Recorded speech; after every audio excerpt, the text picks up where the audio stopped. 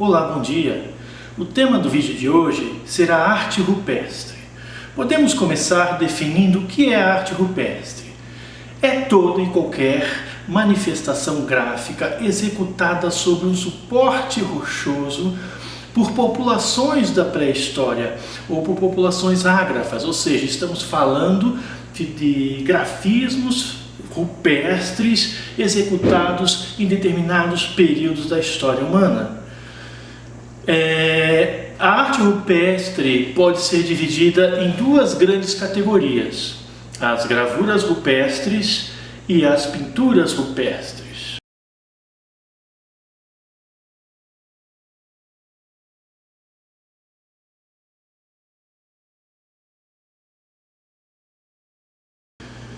No caso dos petróglifos, existem duas formas de se obter os desenhos. Uma é com a percussão de artefatos sobre a rocha, e nós chamamos essa técnica de picoteamento.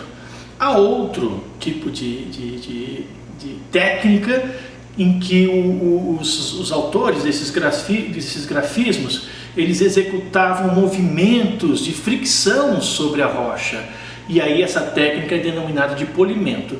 O resultado são linhas em formas de sulcos, em todos os casos. No picoteamento, os sulcos têm uma aparência mais rugosa, já no polimento, a aparência é lisa, em forma de U.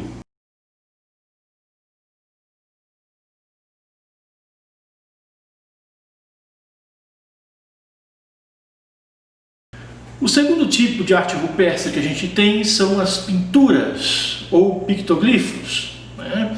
As pinturas, ao contrário do que muita gente pensa, não são obtidas de pigmentos vegetais, como urucum, mas sim de pigmentos minerais. Note, se utilizássemos os pigmentos vegetais, eles teriam pouca duração. Em pouco tempo, expostos às intempéries, esses pigmentos simplesmente desapareceriam. Já os pigmentos obtidos a partir de minerais duram muito mais tempo, ou seja, duraram milhares de anos, né? Então, são pigmentos minerais como óxido de ferro, gipsita, caolita, e assim se podia obter diferentes cores, o vermelho, o branco, o amarelo, para compor esses desenhos. Esses desenhos também podem ser divididos em algumas categorias de acordo com o estilo. Aquelas figuras que representam imagens com maior realismo, como zoomorfos, animais, né? Elas podem ser chamadas de naturalistas.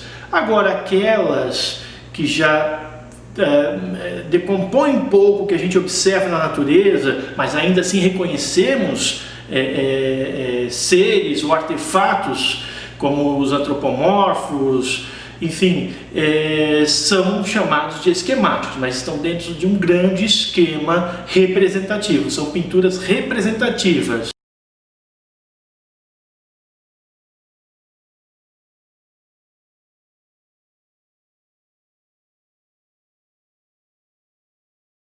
Mas temos também aquelas figuras geométricas, que nós reconhecemos a partir da nossa geometria euclidiana. É claro que essa é a nossa forma, essa é a nossa referência. Esse estilo geométrico nós classificamos como abstratos.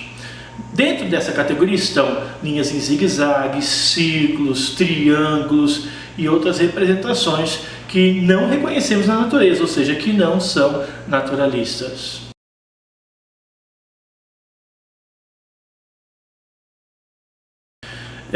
Ao longo do tempo, essa arte rupestre sofre uma série de alterações que são de cunho natural, né? São resultado da ação do tempo e da intempérie.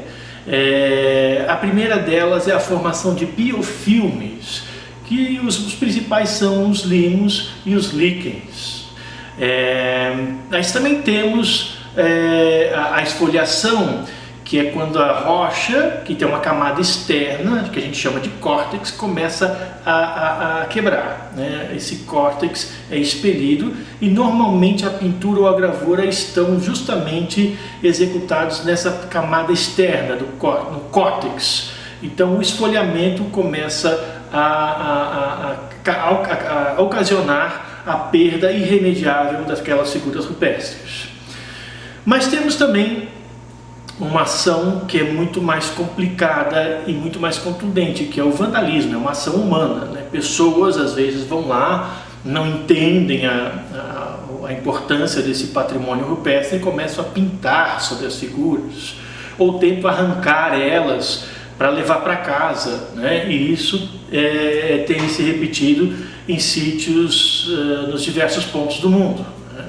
Houve um momento aqui no Brasil que as pessoas acreditavam que os grafismos rupestres, que notem que são pré-históricos, eram indicativos de tesouros de piratas que estavam escondidos por ali. Então, em alguns momentos eles dinamitaram paredes inteiras de arte rupestre. Claro, né, não tem nada a ver com pirata, isso tudo é um patrimônio pré-histórico. Né, mas a ignorância dessas pessoas levou a essa crença absurda. Por isso que as campanhas de educação patrimonial são tão importantes para garantir que esse patrimônio seja preservado.